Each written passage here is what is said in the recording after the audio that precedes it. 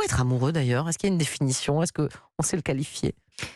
Alors c'est compliqué effectivement, c'est pas une question simple parce que on pourrait dire que c'est une émotion forte liée à l'autre et le besoin de voir l'autre, de se réjouir d'être en sa présence. Et évidemment qu'il y a deux possibilités. Ou c'est je suis amoureux parce que sans l'autre je ne peux pas faire, je ne peux rien faire, ce qui est une version de l'amour qui avoisine une certaine dépendance. Ou au contraire je suis amoureux parce que je me réjouis que l'autre existe, j'ai découvert son existence et le fait qu'il soit là, qu'il soit vivant, et qui plus est que je puisse partager des choses avec lui m'enchante. Et ça, c'est un amour qui est plus joyeux, qui n'est pas lié à l'obligation de faire l'un avec l'autre, même si on peut le souhaiter, bien évidemment. Jimmy? Oui, parce qu'il y a plusieurs façons d'exprimer l'amour. On pense naïvement aux adolescents qui dessinent des cœurs, des trucs un peu... Bon, à l'eau de rose, mais... Au début, quand on est amoureux, c'est un peu les papillons dans le ventre, tout ça. Mais après, bon, ça dure pas forcément des années, Ouais. les papillons dans le ventre. Alors les papillons dans le ventre, c'est souvent les femmes qui le ressentiront, qui le traduiront comme ça. Vous n'avez pas eu de papillons, Jimmy, vous? Ça vous dit rien, les papillons? Si, les papillons, dans le non, mais cœur.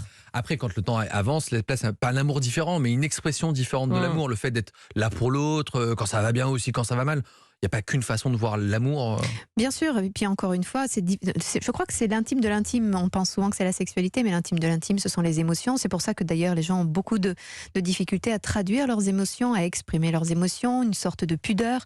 Donc ça serait trop à l'eau de rose, diront certains, ou d'autres qui sont complètement énamourés de tout, du moindre battement de cils et de moindre présence, et puis qui s'évaporent tout aussi vite ailleurs.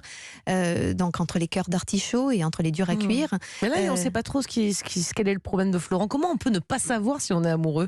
Je On pense le sait quand on l'est, non? Enfin, je sais pas. Oui, je crois que la question, après, on pourra définir que veut dire mon amour ou quel risque j'encours dans cet amour. Mais poser la question, je ne sais pas si je suis amoureux, c'est presque comme si on avait été pris par l'autre, pris par l'amour, coincé par l'amour avec des risques, et du coup on s'en protège, on se convainc que non, mais sinon c'est comme la jouissance. Vous pourriez me poser la même question sur l'orgasme. Qu'est-ce que c'est que l'orgasme? Quand est-ce qu'on sait qu'on le vit? Quand on le vit, on le sait. Ouais, et c'est tout aussi S'il vrai pose la question, c'est que c'est pas le cas, il doit pas être amoureux. ou qu'il a besoin de s'assurer que ce qu'il ressent est légitime et qu'il pourra l'exprimer. Encore une fois, c'est peut-être une pudeur ou simplement l'absence tout simplement de sentiments.